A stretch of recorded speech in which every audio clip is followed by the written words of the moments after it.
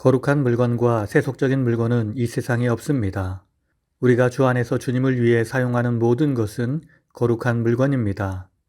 나의 몸과 마음이 주를 위해 온전히 사용되어 주 안에서 거룩한 삶이 되는 놀라운 은혜를 경험하길 기도합니다. 첫 번째 스가랴 14장 12절에서 21절 여호와의 날에 열방 심판과 여호와 경배 정착 12에서 19절 여호와의 날에 열방 심판과 열방의 여호와 경배의 정착 12에서 15절 여호와의 날에 여호와께서 열방에 내리실 초자연적 대재앙과 선민의 전리품 취득 예루살렘을 친 모든 백성에게 여호와께서 내리실 재앙은 이러하니라. 그들이 피차 손을 들어 칠 것이라. 유다가 예루살렘에서 전쟁하여 이방 나라들의 보화를 심히 많이 모을 것이라. 16에서 19절 여호와의 날 이후에 열방이 여호와를 경배하리라. 예루살렘을 치러 왔던 이방 나라들이 해마다 올라와서 여호와를 경배하리라. 땅에 있는 족속 중에 그 왕 만군의 여호와께 경배하러 예루살렘에 올라오지 아니하는 자들에게는 비를 내리지 아니하리라. 초막절을 지키러 올라오지 아니하는 이방 나라들의 사람을 치시는 재앙을 그에게 내리실 것이라. 20에서 21절 선민의 땅 전체가 영원히 성화된 땅이 되리라. 그날에는 말 방울에까지 여호와께 성결이라 기록될 것이라. 여호와의 전에 있는 모든 솥이 제단 앞 주발과 다름이 없을 것이라. 그날에는 만군의 여호와의 전에 가나안 사람이 다시 있지 아니하리라. 12에서 21절은 여호와의 날에 하나님께서 열방의 심판을 내리실 것과 그날 이후 열방에도 여호와의 경배가 정착될 것, 선민의 땅 전체에 보편적이고도 항구적인 성화가 이루어질 것 등을 다룹니다. 이와 같은 영광스러운 하나님 나라에 대한 예언으로 본서를 종결함으로써 당시 성전 재건 이후에 있을 것이라 예상하였던 번영이 실현되지 않아 실망하고 있던 이스라엘 백성에게 소망을 심어 주었을 것이며 그들이 영광스러운 미래를 바라보며 현재의 어려움을 이기도록 격려했을 것입니다. 이는 오늘날도 동일하게 주어지고 있으며 죄와 어둠이 존재하는 이 현실 세계 가운데에서 그 영광스러운 미래를 소망하면서 믿음으로 살아가야 한다는 중대한 교훈을 주고 있습니다. 두 번째 에스더 서론 에스라, 느헤미야, 에스더 구약 3대 역사서인 사무엘, 열왕기, 역대기서는 다루는 범위나 기록의 관점은 상호 구별되지만 모두 이스라엘 왕국 시대사를 기록하고 있다는 공통점이 있습니다. 특히 열왕기서와 역대기서는 선민의 자손으로서 하나님의 언약의 정통성을 지니고 있던 남유다가 바벨론에 의해 멸망하고 그 백성들이 바벨론 포로로 잡혀감으로써 왕국으로서의 이스라엘이 종말을 구한 사실로 마무리되고 있습니다. 이제 그에 이어지는 또 다른 세 권의 역사서 곧 에스라, 느헤미야, 에스더는 주전 539년에서 331년까지의 포로 귀환 시대 중 주전 539년에서 400년경까지의 이스라엘 역사에 대하여 다룹니다. 이 중 에스라서는 주전 537년 이스라엘 백성들의 제1차 포로 귀환으로부터 주전 444년 제3차 포로 귀환 직전까지의 이스라엘 역사 곧 수룹바벨 성전 건축과 에스라의 신앙 개혁을 중심으로 한 선민 이스라엘의 회복과 재건 과정에 대해서 다룹니다. 느헤미야서는 제3차 포로 귀환을 주도한 느헤미야에 의해 기록된 책으로 주전 444년 제3차 바벨론 포로 귀환으로부터 주전 400년경까지의 이스라엘 역사 곧 예루살렘 성벽 재건과 개혁을 중심으로 한 이스라엘 공동체의 재건 과정을 다룹니다. 에스더와 불임절 포로 귀환 시대의 역사를 다루는 세 권의 역사서 가운데 마지막 책인 에스더는 제1차 포로 귀환과 제2차 포로 귀환 사이인 페르시아 제4대 왕 아하수에로 곧 크세르크세스 주전 486년에서 465년 시대의 수산에서 발생한 한 에피소드 곧 불임절의 제정과 기원이 된 사건을 다룹니다.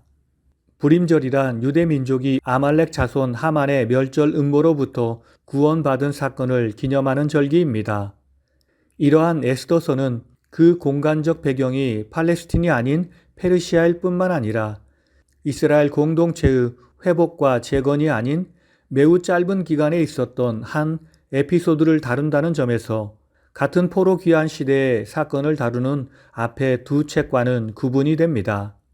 그러나 에스더서 역시 선민의 보존이라는 주제를 다룬다는 점에서 선민 역사의 영속성을 강조하는 앞에 두 책과 일관성을 지니고 있습니다.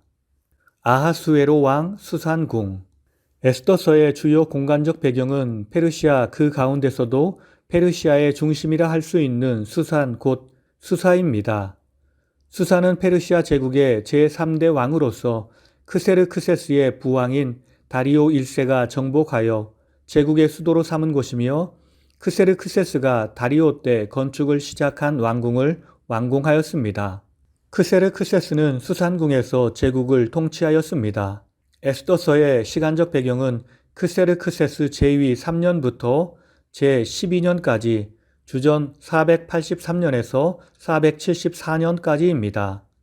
이때는 이스라엘 자손들의 제1차 귀환 주전 537년과 제2차 포로 귀환 주전 458년 사이의 시점입니다. 주전 538년 페르시아 제국의 건설자 고레스는 포로민들의 본토 귀환을 허용하는 조서를 공포하였습니다. 그에 따라 이스라엘 자손들은 세스바살과 스룹바벨의 영도하에 이스라엘 땅으로 돌아오게 됩니다. 그러나 그때 모든 이스라엘 자손들이 귀환한 것은 아니었습니다. 당시에는 바벨론에 거주하던 이스라엘 자손 약 5만 명 정도만 귀환하였습니다.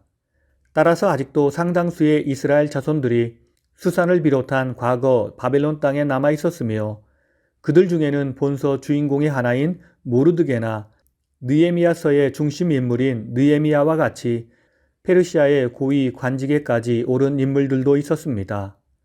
에스더는 이처럼 페르시아의 수산에 거하던 이스라엘 자손들과 역시 수산에 거주하던 이민족 중 하나인 아말렉 족속 간의 갈등으로 인하여 페르시아 제국 내에 전 이스라엘 자손들이 멸절을 당할 위기에서 에스더라는 여인의 헌신과 그녀의 배후에서 역사하신 하나님의 주권적인 섭리로 인하여 구원을 받고 승리한 사건의 기록입니다.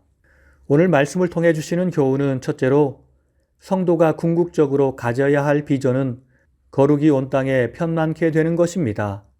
스가랴서 14장 20절에서 21절을 보면 장차 도래할 새로운 세상의 모습이 어떤 것인가를 묘사합니다. 이는 한마디로 거룩함과 속된 것의 구별이 완전히 사라지게 된다는 점입니다. 모든 것이 다 거룩하게 된다는 것입니다. 하나님은 우리가 사는 모든 땅이 다 거룩한 땅이 되길 원하십니다. 그런데 우리는 이 세상을 살면서 거룩한 곳과 세속적인 곳을 구별하려 합니다. 그러나 그것은 잘못된 생각입니다. 분명 우리가 살아가는 이 세상은 우리의 대적 마귀가 우리를 강하게 도전하는 세상입니다. 우리가 그런 세상을 변화시키려 아무리 노력해도 안 된다고 절망하기도 합니다. 그렇습니다. 우리의 힘과 우리의 능력으로는 이 세상을 변화시킬 수 없습니다. 그러나 주님께서 우리의 힘이 되어 주시어 우리를 도와주신다고 약속하셨습니다. 성령께서 우리와 동행하시며 우리에게 힘과 능력을 주신다고 말씀하셨습니다. 우리는 주님을 믿는 믿음으로 세상에 나가는 것입니다. 주님이 나를 통해 이루실 것을 믿으며 담대히 세상으로 나가는 것입니다. 그럴 때 주님이 우리를 통해 주님의 복음을 모든 땅에 편만하게 이루시는 놀라운 은혜를 경험하게 될 것입니다. 오늘 이 하루 우리와 함께 하신 주님의 은혜와 능력을 믿으며 말씀을 가지고 세상으로 나가 성령 안에서 말씀이 이루어지는 거룩한 나라로 변화시켜 나가는 우리 모두의 삶이 되길 예수님의 이름으로 간절히 축원합니다. 다 함께 기도하시겠습니다.